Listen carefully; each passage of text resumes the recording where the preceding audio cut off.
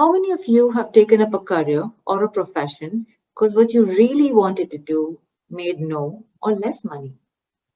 And how many times did you think how different your life would have been if you chose the field you loved? Hello and welcome to Talk and Beyond's breathtaking episode, where I am going to have a conversation with someone who doesn't just teach you to stay in limited breaths, but also help you discover a breathtaking experience underwater. She's a professional diver for over 9 years and has been deeply interested in contributing to the marine conservation and exploration journey. She has been an instructor for Dive India, India's best diving school, and has been a part of various organizations helping preserve the life underwater. Welcoming Mariam Ali. Welcome Hi. to the show. Hi. Thank you for having me. I must say, I'm super thrilled to have you on my show. In fact, having a conversation with you feels like, I'm already experiencing the life underwater. Let's straight away dive into our conversation, where I would love to begin by asking, take us through your journey. Were you always an outdoorsy child, or how was the first dive like? I am so thrilled to actually experience the moment that you did. I was always outdoorsy. I spent a lot of my time playing outdoors. In fact, it was kind of mandated by my mother that we spend a certain amount of time playing outside. We were only allowed to watch cartoons for like an hour a day. We could read as much as we wanted, but we had to play a lot. The first time I went diving, I was petrified. I freaked out and I didn't get back in the water for like 3 weeks after the first time I got into the water. It was very scary. I was very scared. It took me some time and a lot of help to finally actually dive. Really? So someone who's actually petrified with water can still become a dive instructor. That's what I can see Yeah, right yeah, yeah. And I wasn't petrified of water. I loved the water. So I wasn't afraid of the water. But going underwater is a whole different ball game. now. And I thought just because I was comfortable with the water, I would be absolutely fine with going underwater as well. That wasn't the case. And it often is the case that, irrespective of how comfortable you may be on the surface, it's a whole different world when you go underwater. So it's fine. Oh, so did you experience the thrill that people talk about all the time underwater? The first My dive. heart was beating really, really fast. I was really scared. I don't remember much. I There was some fish that went by. After the first time, I went snorkeling a couple of times. I was really excited every time I saw fish.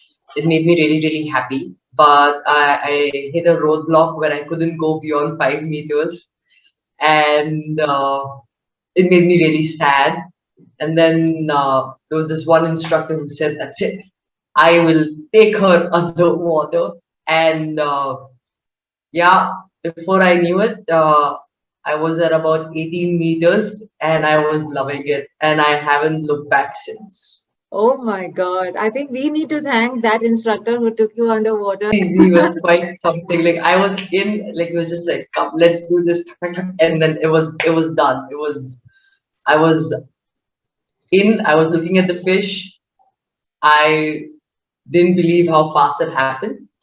Uh, the first couple of dives, I remember they used to call me puppy on speed because I was so excited. Every time I saw something, I would start breathing really heavily and start screaming and be like, "Ah, look, look, look, look."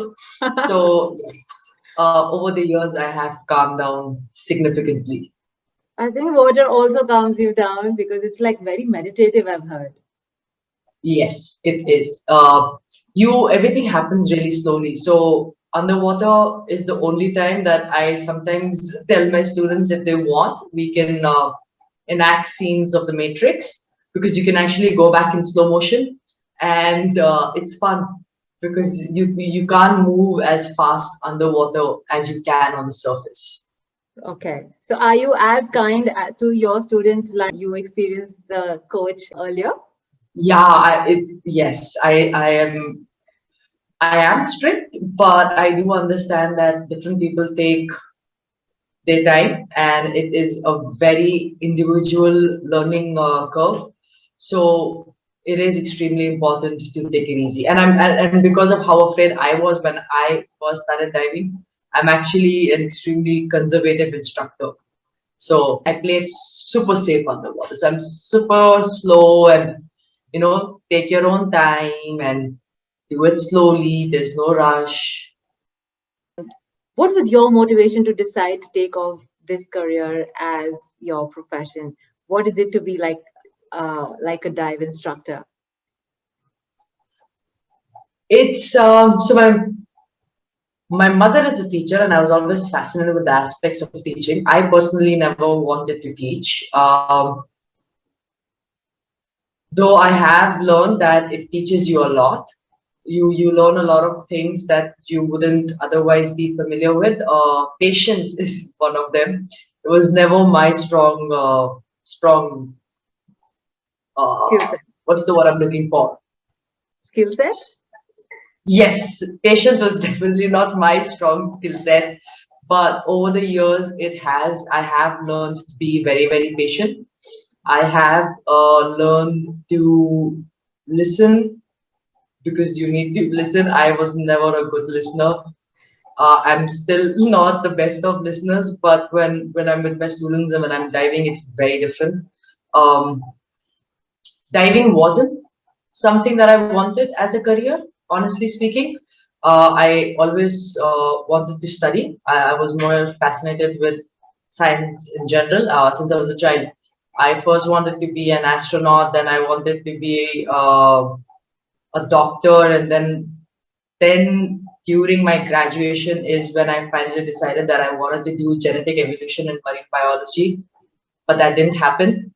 And after working with various people over the years, I finally reached a point where I was done. And the aim was always my dream was to move to Madagascar and live in Madagascar and work in Madagascar.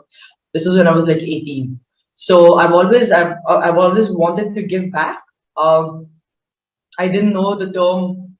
I didn't know it as conservation back then. I just knew it as giving back. I was very in tune with the environment. My grandmother grew up in a forest. I was surrounded by greenery while growing up, so I was always keen on wanting to give back. Um, and that's where I decided that instead of waiting for that to happen, that I would do this and maybe use this as a skill to move to Madagascar. But that hasn't happened. I'm not moving to Madagascar. I All moved to the right. Andaman instead. And how is it like? Oh, it's excellent. It's beautiful. It's wild. It's primitive. It's different from Madagascar because it's still home. It's in India.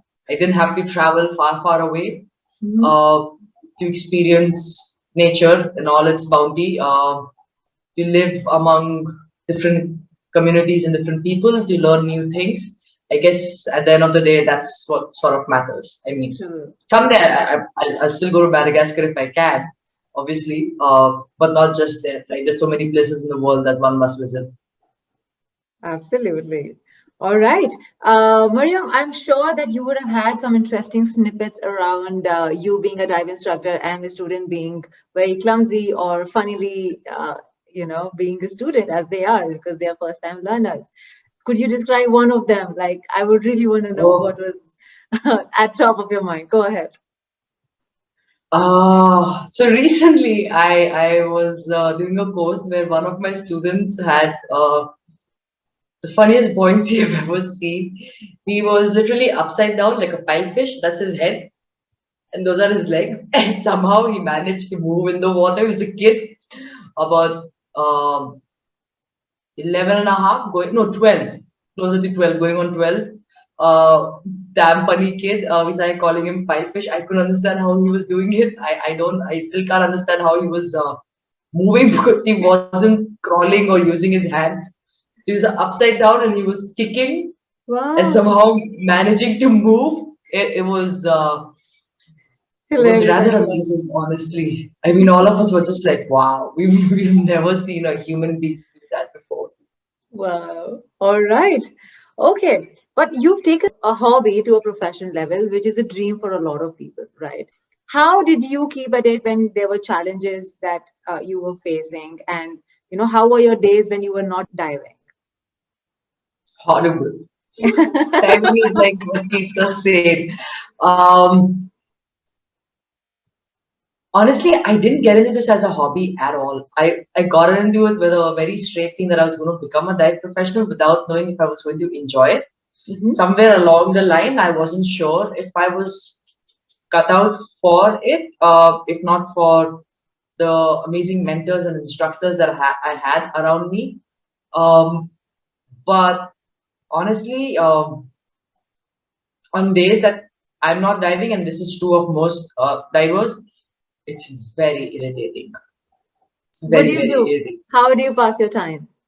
In the conventional setup that I worked in, we had land days, which basically meant you stayed in the dive shop and you did dive shop related stuff like classes or sitting and talking to the incoming students, talking to the outgoing students, talking some more. And talking some more. So you could go run across to the cafe that was on the property and have lemonades and a couple of desserts. But then you went back to talking and sort of getting people ready to go out for the dives. Whereas when you're diving, you leave, but you don't really care too much about who's doing the talking back on land. So land days or dry days are actually not anybody's favorite. Everybody would prefer to be in the water because the day passes by really fast. Uh-huh. Otherwise, you're just looking at your watch. You're like, oh shit, it's only 10 o'clock. Oh shit, it's only 11 o'clock. So it's just time really seems to slow down. Okay, so even today, if you're passing your days on land, if I may say so, you still passing your time with talking to people or your students, pushing them into diving and bidding them goodbye. Is that what your routine is right now? My routine nowadays has very little to do with any form of active diving anymore, honestly. Both my husband and I are actually helping our friend with his fields and his garden, and he has a nursery over here. So, yep. That's how it is. Okay. So you're living a life which probably is a luxury for a few and probably a retirement life for a few, because a lot of people Yes. do associate a slow or a meditative life as a retirement life, which is very opposite to the life that we're living, hustling around in the cities, running to work and back and forth.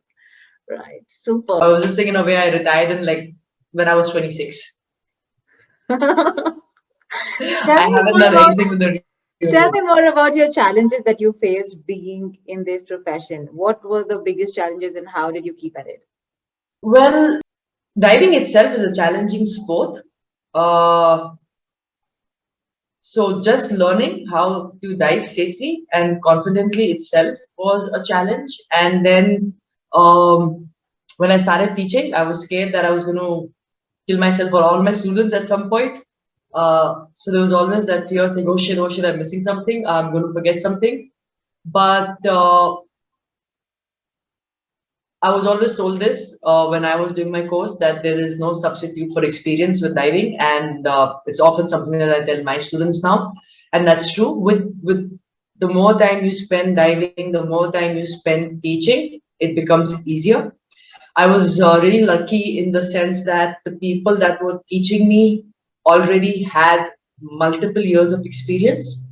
So the information that was passed down and the way the information was given sort of made a lot of challenges easier, and we had this really lovely way of coming back and sort of deconstructing what happened. We used to have this table which was the staff table, so invariably everybody at the end of the day would sit there, especially the diving staff, and our students would come and sit with us, so there was always conversation about diving. So you and we had a lot of experienced divers coming in from around the world. So there was always a constant exchange of information, which was really, really helpful. So the challenges that one would experience sort of became easy with time. Uh-huh. Physically also, You have to be physically fit. It is very exhaustive work. Mentally, it is very exhaustive work because you're responsible for people's lives. It is a sport, but you're still giving out very crucial information that is meant to keep them safe. Right. Because technically it's a 4-day course, and after that they're certified to go dive anywhere in the world. So you sort of have to live with that knowledge that that person is going to go dive somewhere else, not with you, not in the conditions that you taught them. And therefore, the biggest challenge is how do you get them ready um, in a limited time. Thankfully, we didn't follow the structure of 4 days. We actually did an open water course over a week. Okay. It was really nice. But even 7 days to give that kind of thing, saying that, you know what, you're fine, you can go anywhere in the world and dive now is a bit of a responsibility. True. So the ownership lies in you, that you've taught your students Yes. well, and now they can probably go and dive anywhere in the world. Tomorrow, if they Yeah. are supposed to be, mentioning anyone, their instructor, they should probably mention you in good books and not the bad books, right? Yeah, but if something bad happens, they're going to actually pull up their car and say, "Oh shit!" So that's our instructor's name. So you know what? It's a very scary place to be in. I'm sure. All right. But Miriam, you've been in diving field for about a decade now. Tell us, how has diving evolved over the years? So when I first came in to the Andamans, they were all of were 5 or 6 dive centers on the island. Okay. And we all did pretty much the same thing. A lot of courses, a lot of fun diving, a couple of your discover scuba dives or try dives. Now there are about 35 or 37 dive centers just on Havelock. I'm not discussing Port Blair. Port Blair used to have about 2 or 3 dive centers back then. We had about 5 or 6 on our, maybe 7 on our island in Havelock. Neil had 1 or 2. Now this is a bit of a controversial thing, but it exploded too fast, and it may not have necessarily gone the right way. Okay. Okay. Now it's accessible to a lot of people, which is good, which is really really good. But because it is accessible to so many people, it's so many more people are getting into it professionally. Back in the day, there used to be, you know, it was, how many dives have you done? 100, just 100. So you really had to prove, like you really had to dive, right? Like I mean, anything less than 500 or 600 dives when you were becoming a dive professional is like, Yeah. really? Now, 100 dives, you're like a dive master. 150 to 100 dives, you're a staff instructor or higher rating, depending on what agency you're at. So it's going really fast, and it has its pros and cons. So it means that as an industry, it's definitely growing in India, which is good, but it may not be the most organic growth. Okay. What's happened to the other parts is that now the Indians are going to the other parts, but the other parts have always had diving. Like Thailand is back in when I started, Koh Tao in Thailand was the factory of instructors and divers. Okay. So in India, it was a relatively new sport. In mainland, you had a couple of dive centers spread across the west and the east coast. In the Andamans, you had a couple. Lakshadweep had used to have a dive center.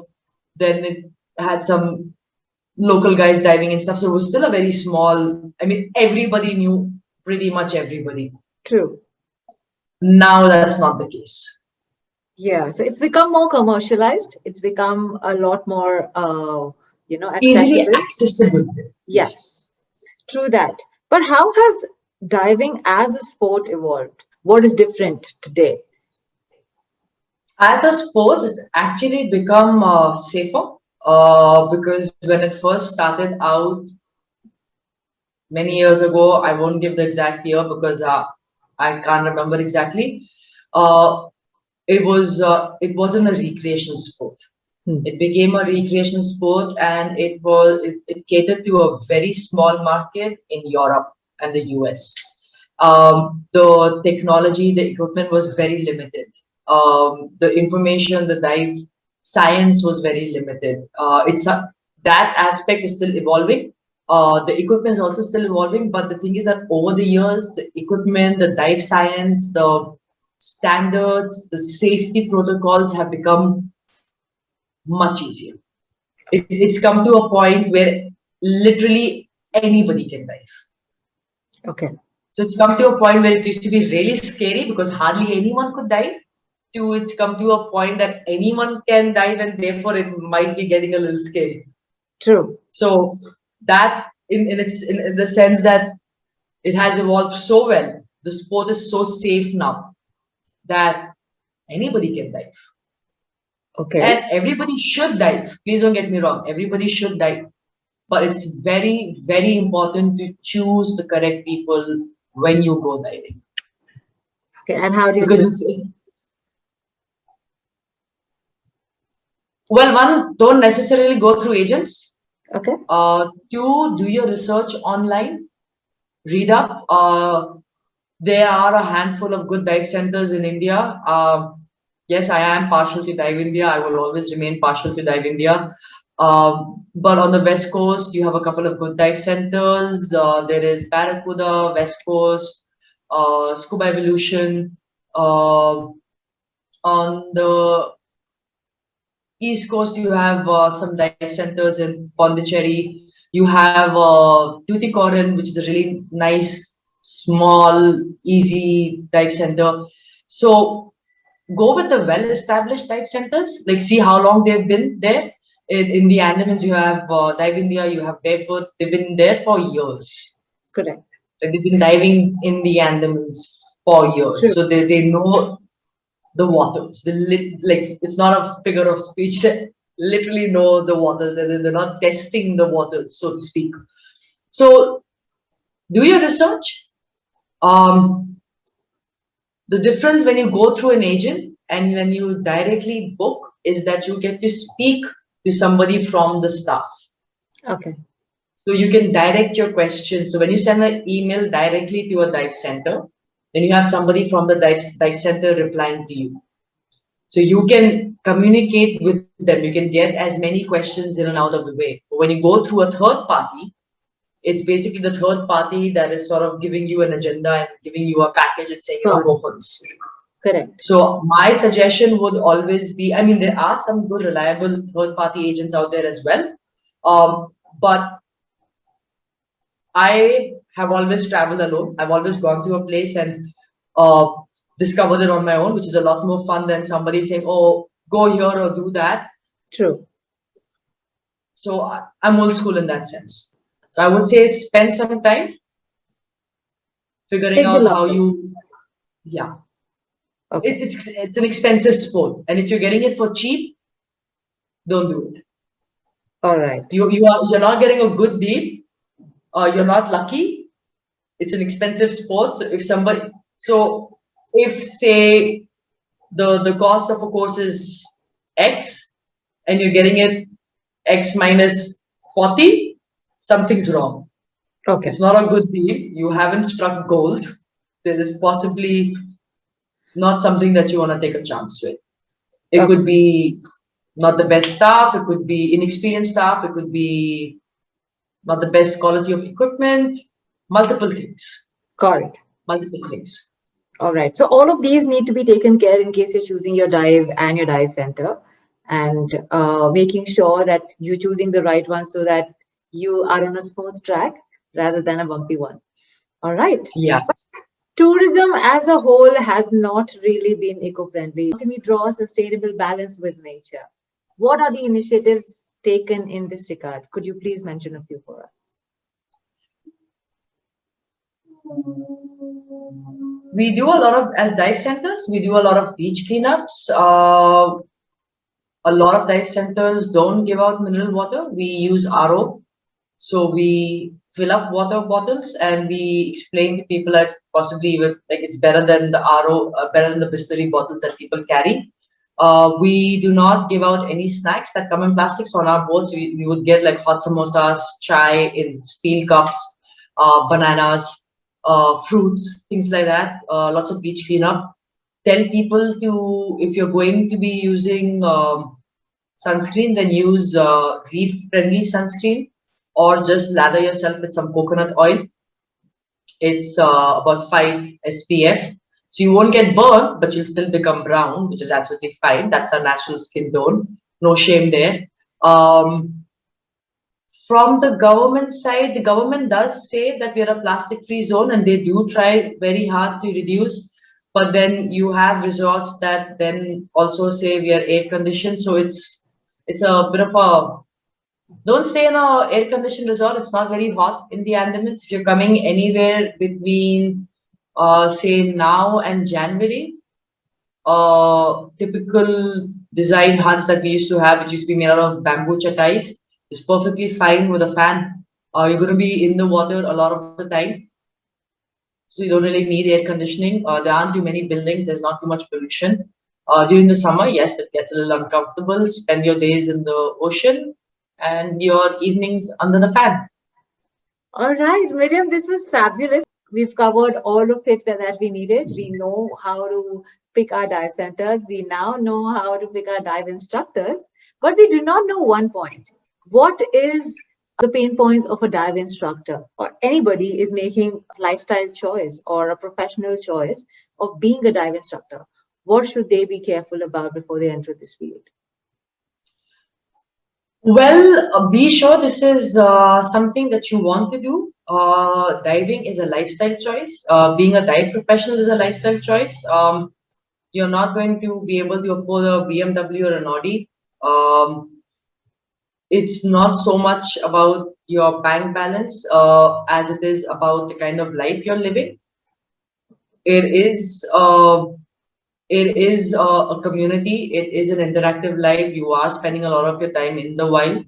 Um, it's not like you can't go back from being a dive professional, but it is a lot of investment.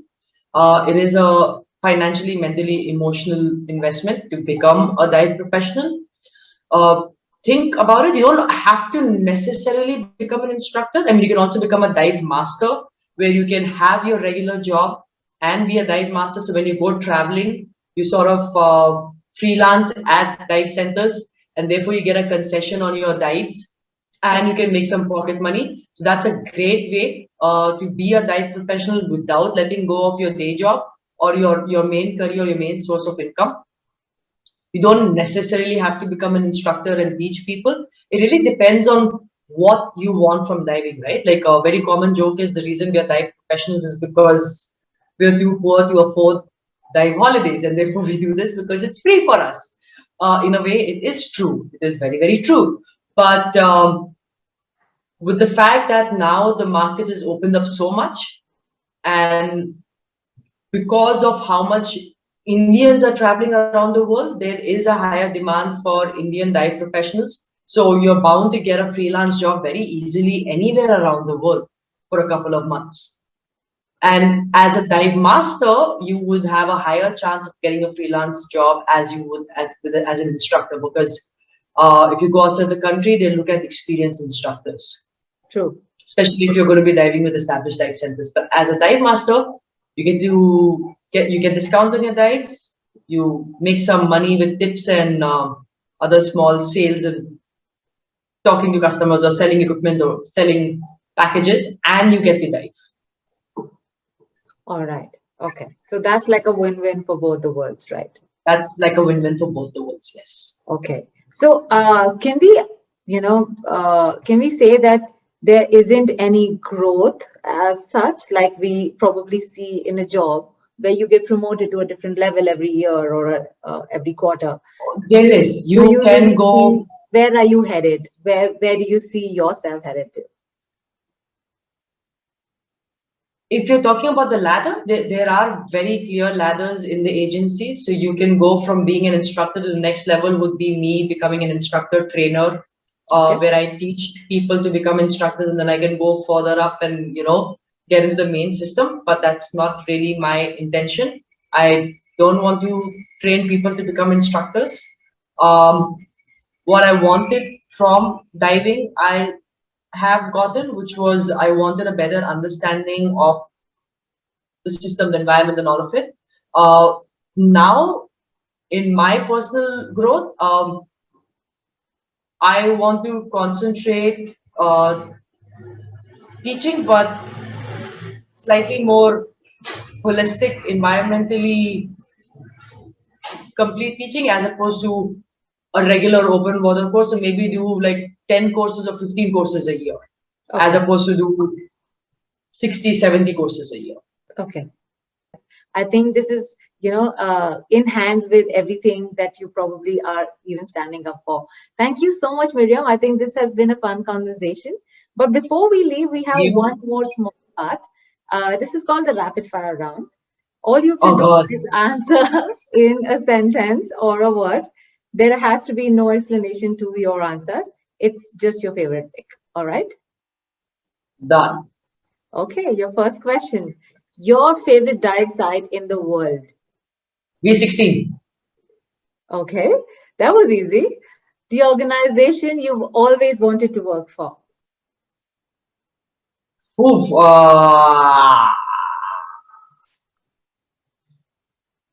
Go on. Oh, I wanted to work for a few of them. I want one. I wanted to work with this foundation called Dakshin Foundation in India. Okay. They're into? Yeah. Marine conservation. Okay. What makes you the favorite instructor of recreational divers? I have a seemingly sadistic sense of humor. Yes, that was very evident throughout. Just about borderlines between your kind of, yeah. So they're like, and then I just sort of, so yeah, that would be my answer. All right. Which phase of your career did you find the hardest to pass? When I was a dive master trainee, I was a horrible dive master and a horrible dive master trainee. Now when I think back to it, yes, I was a horrible dive master. Okay. If you weren't a diver, which profession would have been your choice? Well, I actually wanted to join my brother. He works in Himachal with some friends of his in this place called Munsiari. I've never been. I've been dying to go there. I'm the only one in my family who hasn't. But I was actually looking to go there for a while. But then the Andamans happened and I've never made my way up there. And what does he do? He has some friends over there and they do a whole bunch of things. So they live over there, they work with the local communities over there. Okay. Environmental work. All right. So environmental conservation is something that you would always rely on. That way I would have always had it. At some point, yes.